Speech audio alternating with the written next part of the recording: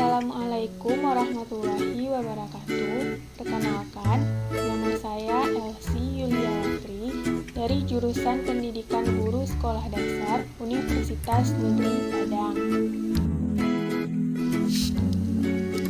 Di video pembelajaran kali ini, saya akan membahas tentang biosfer dan makhluk hidup, di mana ini adalah salah satu tugas dari mata kuliah saya, yaitu ilmu kealaman dasar. Yang pertama, kita akan membahas tentang biosfer. Apa itu biosfer?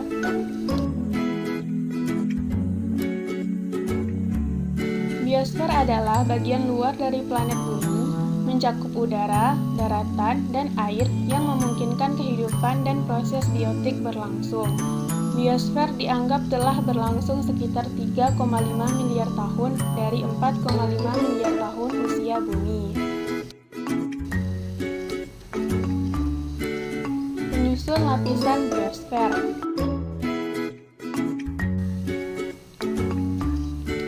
Yang pertama, atmosfer. Atmosfer berasal dari dua kata, yaitu atmo yang berarti udara dan sfer yang berarti lapisan, sehingga atmosfer merupakan lapisan udara yang berada di permukaan bumi. Masing-masing penyusun biosfer memiliki karakteristik yang berbeda-beda. Atmosfer meliputi 4 lapisan. Yang pertama, troposfer adalah lapisan yang paling bawah dan paling dekat dengan permukaan bumi yang mempunyai ketinggian 0 hingga 12 km dari permukaan air laut. Yang kedua, stratosfer adalah lapisan permukaan bumi yang mempunyai ketinggian dari 12 hingga 50 km dari permukaan air laut.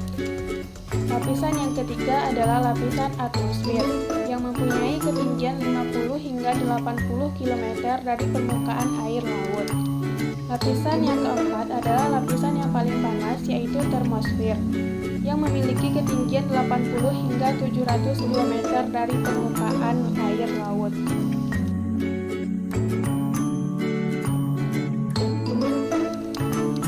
Yang kedua, litosfer. Litosfer berasal dari dua kata, yaitu litos yang artinya batuan dan sfer yang artinya lapisan. Dengan kata lain, litosfer adalah lapisan kulit bumi yang paling luar yang memiliki ketebalan 1200 km dan berat jenis rata-rata 2,8 gram atau cm kubik. Yang ketiga, hidrosfer. Hidrosfer berasal dari dua kata, yaitu hidros yang artinya air dan sfer yang artinya lapisan. Hidrosfer di permukaan bumi meliputi sungai, danau, laut, air tanah, samudra, dan uap air yang terdapat di lapisan udara. Nah, setelah kita membahas biosfer tadi, selanjutnya kita membahas tentang makhluk hidup. Apa itu makhluk hidup? Makhluk hidup dalam biologi dan ekologi organisme, atau dalam bahasa Yunani, organon yang berarti alat, adalah kumpulan molekul-molekul yang saling memengaruhi sedemikian sehingga berfungsi secara stabil dan memiliki sifat hidup. Ciri-ciri makhluk hidup. Ciri makhluk hidup yang pertama yaitu bernapas. Ciri utama makhluk hidup yaitu bernapas. Ketika bernapas, makhluk hidup menghirup oksigen dan menghembuskan karbon dioksida. Oksigen diperlukan untuk proses oksidasi zat makanan yang menghasilkan energi dan karbon dioksida. Energi berguna untuk menjalankan kegiatan hidup. Ciri makhluk hidup yang kedua yaitu bergerak. Ada dua macam gerak. Yang pertama, gerak aktif adalah gerak yang berpindah tempat, misalnya dengan kaki, sayap, dan sirip. Yang kedua, gerak pasif. Gerak pasif misalnya ditunjukkan oleh tumbuhan. Tumbuhan tidak dapat berpindah tempat, tetapi menggerakkan bagian tubuhnya. Ciri makhluk hidup yang ketiga yaitu peka terhadap rangsang. Makhluk hidup peka terhadap perubahan yang terjadi di sekitarnya. Alat pengenal lingkungan pada manusia dan hewan berupa indera peka terhadap rangsang. Rangsang dapat berupa cahaya, bunyi, bau, rasa, ataupun sentuhan. Dengan adanya indera yang peka terhadap rangsang-rangsang tersebut, manusia dan hewan mempunyai kemampuan melihat, mendengar, mencium, mengecap, dan menyentuh atau meraba. Tumbuhan tidak mempunyai alat indera, tetapi peka terhadap rangsang. Misalnya, tumbuhan putri walu mengunculkan daunnya jika disentuh dan pertumbuhan datang ke arah cahaya matahari. Ciri makhluk hidup yang keempat adalah makan. Makanan diperlukan oleh makhluk hidup sebagai sumber energi untuk pertumbuhan dan mengganti sel-sel yang rusak. Tumbuhan hijau memperoleh makanan dengan memproduksi sendiri. Tumbuhan hijau sebagai produsen mengolah zat-zat anorganik menjadi zat organik melalui proses fotosintesis. Fotosintesis adalah proses pembuatan makanan oleh tumbuhan hijau dengan bantuan cahaya matahari. Ciri makhluk hidup yang kelima yaitu mengeluarkan zat sisa.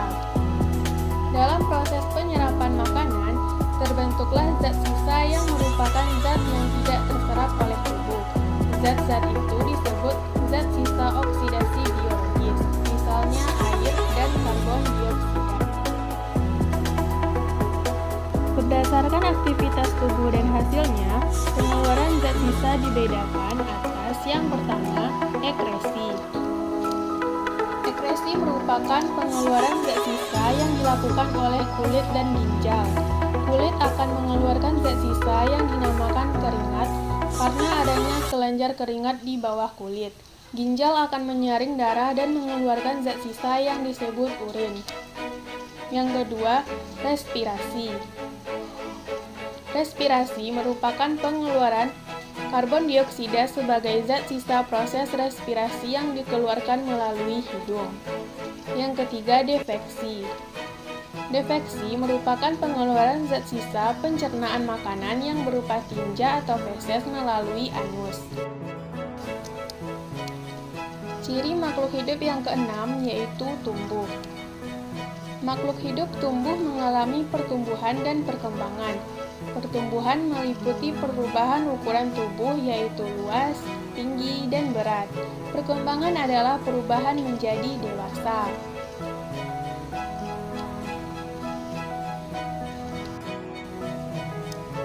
Ciri makhluk hidup yang ketujuh yaitu berkembang biak. Makhluk hidup berkembang biak untuk menghasilkan keturunan. Cara perkembangbiakan makhluk hidup berbeda-beda. Hewan berkembang biak dengan melahirkan, bertelur melahirkan, fragmentasi, atau membelah diri. Tumbuhan berkembang biak secara alami dan buatan. Perkembangbiakan alami pada tumbuhan yaitu dengan biji atau kawin dan dengan tidak kawin. Misalnya membelah diri, spora, tunas, umbi, geragi, dan akar tunggal. Perkembangbiakan tumbuhan secara buatan misalnya stek, cangkok, runduk, dan kultur jaringan.